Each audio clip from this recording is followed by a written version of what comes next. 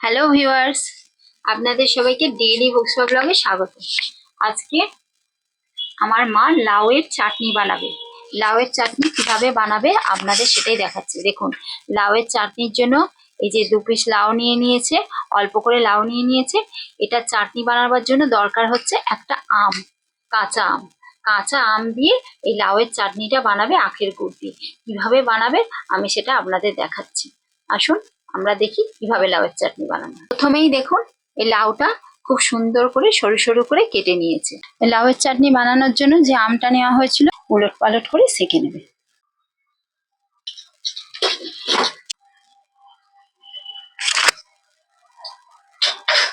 লাউটা দিয়ে দিয়েছে, এতে জলও দিয়ে দিয়েছে। এবারে এর মধ্যে লবণ অ্যাড করে দিচ্ছে। 10 থেকে 15 মিনিট এটা ভালো করে সেদ্ধ করে নেবে। আমার মা এখন কাজে ব্যস্ত, তাই আমার মা আমাকে বলল যে এই আমটার এই খোসাটা ছাড়িয়ে পাল্পটা বার করে দিতে। আর এখানে দেখুন, এই যে আম কয়েকটা এই যে রেখেছে কুচিয়ে, এই আমটা হচ্ছে একটা আম আগে থেকে আনা পেকে গেছিল, কাঁচা আমটা পেকে গেছে। তো বললো মা যে এই আমটা ওর মধ্যে দিয়ে দেবে। এবার আমি আমটা ভালো করে এর খোসাটা ছাড়িয়ে নিচ্ছি পরিষ্কার করে। দেখুন, এটা ছাড়িয়ে নিয়েছি খোসাটা। এবার এই খোসার মধ্যে যে পাল্পটা রয়েছে ওটা আমি পুরো চেঁচে বার করে নিচ্ছি। দেখুন, লাউটা পুরোপুরি সেদ্ধ হয়ে গেছে। এবার লাউয়ের মধ্যে এই আমটা যেটা আমের পাল্প আর যে কেটে রাখা টুকরো আমটা দিয়ে দেবে।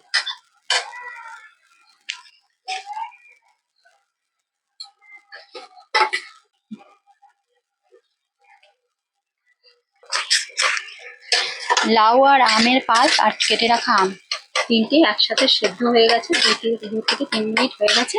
এবার এটা নামিয়ে অন্য একটা পাত্রে ঢেলে নিচ্ছে।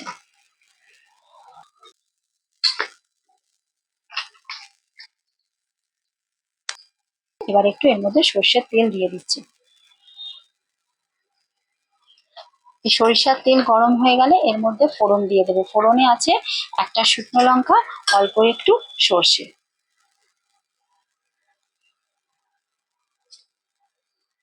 ভালো করে ফোড়নটা সরিষার তেলে ভালো করে ভেজে নেবে। যখন এর একটা স্মেল বেরোবে তখন তৈরি করে রাখা লাউ এবং আমের পাল্প ও কেটে রাখা আম যেটা সেদ্ধ করে রাখা ছিল সেটা এর মধ্যে দিয়ে দেবে।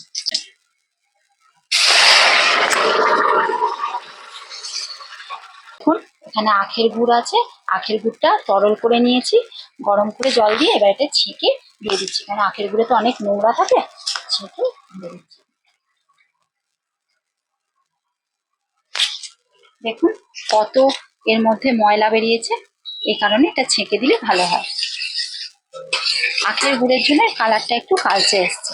আপনারা চিনি দিয়ে করতে পারেন, চিনি দিয়ে করলে কালারটা যেমন নর্মাল কালার ছিল সেরকমই আসবে। আখের গুড় দেওয়ার জন্য এটা একটু কালচে কালার এসছে। এবার ভালো করে এটা একটু সেদ্ধ হয়ে গেলে এটা নামিয়ে নেবে।